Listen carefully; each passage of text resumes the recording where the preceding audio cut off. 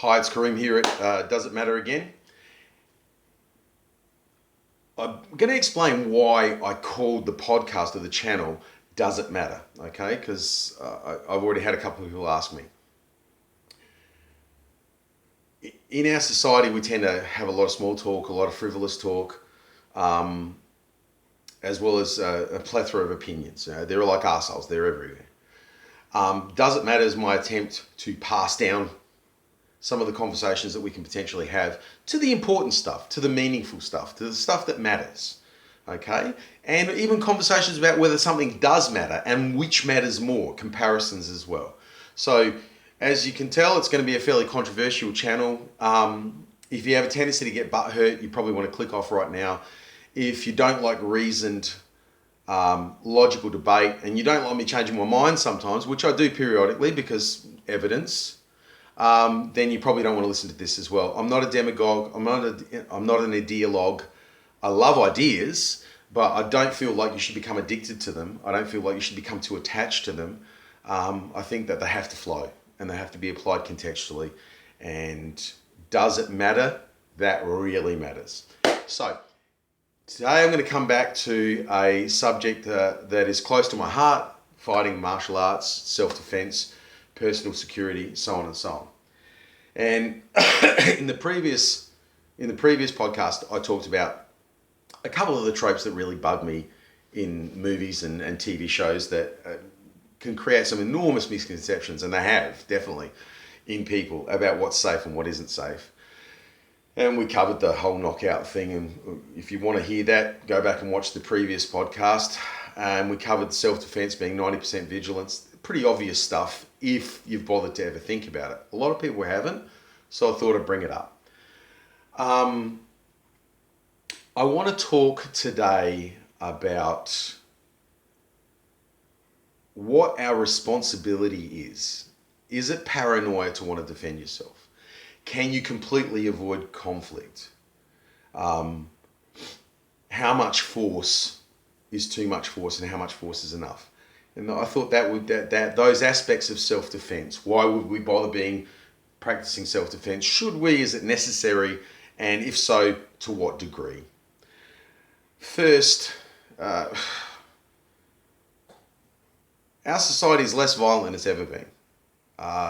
If you are a reader and a listener to Steven Pinker, Professor Steven Pinker in the US, and his take on it, we are living the best times in human history. I thoroughly agree. The academic work is uncompromisingly indicative that we are living in the safest, least violent times in history by an absolute mile. And it's getting better. But there's nearly 8 billion of us. And unfortunately, not everyone gets the memo. So some people are going to fall short of the standards that most of us adhere to. And to give you a clue, if you took 100 people and 99 of them were reasonably, extremely Mother Teresa sweet to grumpy and misanthropic but still non-violent, that full spectrum, and one was a psychopath or a borderline personality disorder, some kind of mental illness that made them violent, one of the rare violent schizophrenics, whatever it is. But that person was antisocial and dysfunctional and aggressive and violent, okay? That one person can cause an enormous, disproportionate amount of disturbance within that group of 100.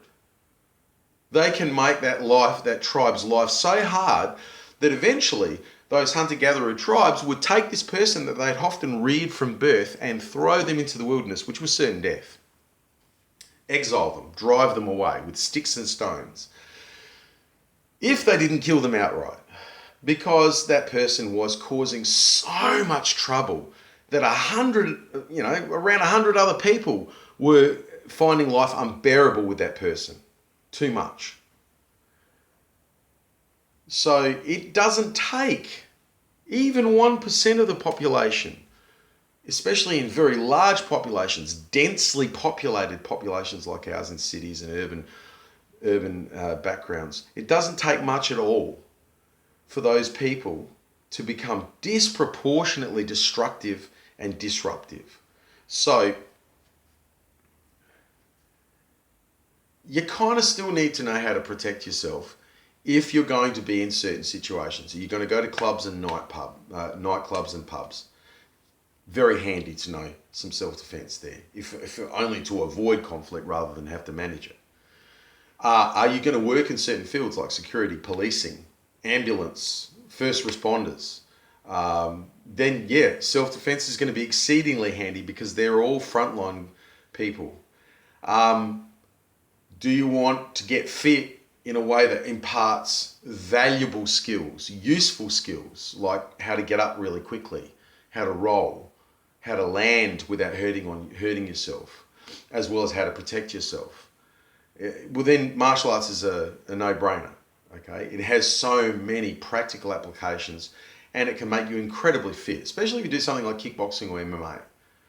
Okay, they will make you fitter than you've ever believed you've been. You might have played cricket, you might have played football, you might have done a lot of running, soccer, blah, blah, blah. You haven't done anything until you've done 4 or 5 days a week of hard kickboxing training plus conditioning. You don't know what that's like until you've tried it. Let alone MMA training, which is another step up in terms of the conditioning requirements. So, pardon me, I've got a little bit of a cold at the moment. So, the value that it imparts, just in terms of its side effects, and the fact that a very small percentage of the population, very small percentage that will probably always be there to some degree, they'll slip the screening, the psychometric screenings in the future. There'll always be people like that. And there'll be people who fool the system, hack the system, game the system. There's no accounting for taste, and there's no accounting for human character in some cases. And if you're unlucky and you run into a person like that, you're going to have a very bad day, night, year, the rest of your life if they do enough damage. It's worthwhile. Secondly, dealing with fear. Not just dealing with imminent threats or potential threats, dealing with fear of those threats, dealing with fear of crowds, fear of speaking in front of other people, fear of... Look, the translation